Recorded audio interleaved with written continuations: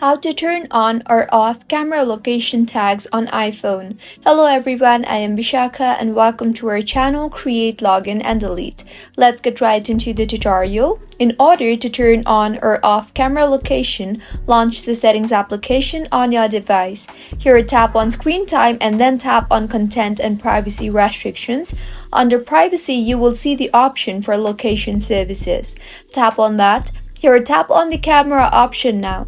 By default, the access to location for camera is set to never, but mine is set to while using the app. So if you want to turn off camera location tags, then tap on never. And if you want to turn on camera location tags, then you can select either ask next time or when I share or while using the app. And this is how you can turn on or off camera location tags on iPhone. If you find this tutorial helpful, do subscribe to our channel.